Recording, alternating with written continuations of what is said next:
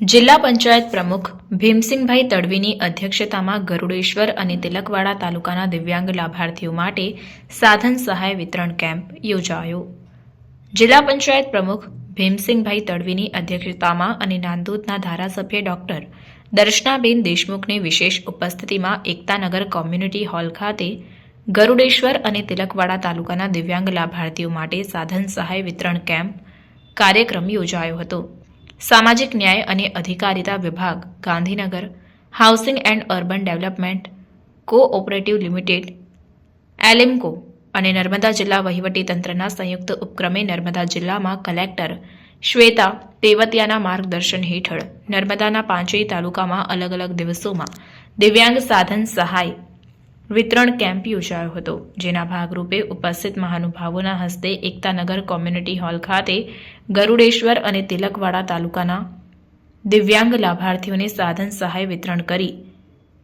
સાધનોનો ઉપયોગ કેવી રીતે કરવો તે અંગે સમજણ આપવામાં આવી હતી. આ પ્રસંગે જિલ્લા પંચાયત પ્રમુખ ભીમસિંગભાઈ તડવીએ નર્મદા જિલ્લાના દિવ્યાંગ લાભાર્થીઓ માટે housing and urban development cooperative limited ALIMCO અને નર્મદા જિલ્લા વહીવટીતંત્રના સંયુક્ત ઉપક્રમે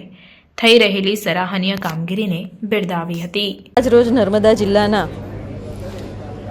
કેવડિયા સ્થિત તિલકવાડા તાલુકો અને ગરડેશ્વર તાલુકાના દિવ્યાંગ ભાઈઓ બહેનો માટે હુડકો કંપની અને એલિમકો કંપનીના CSR ફંડમાંથી સાધન સહાયનું વિતરણનો કાર્યક્રમ કરવામાં આવ્યો છે, કે જેમાં જિલ્લાના સમાજ સુરક્ષા વિભાગના અધિકારીશ્રીઓ ઉપસ્થિત રહ્યા, હુડકો કંપનીના અધિકારીશ્રીઓ, એલિમકો કંપનીના અધિકારીશ્રીઓ અને મારી સાથે જિલ્લા પંચાયતના પ્રમુખ અને તાલુકા પંચાયતના પ્રમુખશ્રી આ પ્રસંગે ઉપસ્થિત રહ્યા. ત્યારે આ બંને તાલુકાના 115 જેટલા દિવ્યાંગ ભાઈ બહેનોને 197 જેટલા સાધન સહાયનું વિતરણ કરવામાં આવ્યું છે, કે જેથી કરીને એ લોકો સમાજ જીવનમાં સારી રીતે જીવી શકે અને તેમની જે દિવ્યાંગ લોકોની જે તકલીફ પડી રહી છે તકલીફમાંથી નિવારણ થાય. એમાં જેવી કે ઇલેક્ટ્રિક ટ્રાઇસિકલ આપવામાં આવી, કે જે બેટરીથી સંચાલિત છે, સાથે ખૂબ જ અદ્યતન ટેકનોલોજીથી સંચાલિત આ ટ્રાઇસિકલનું વિતરણ કરવામાં આવ્યું અને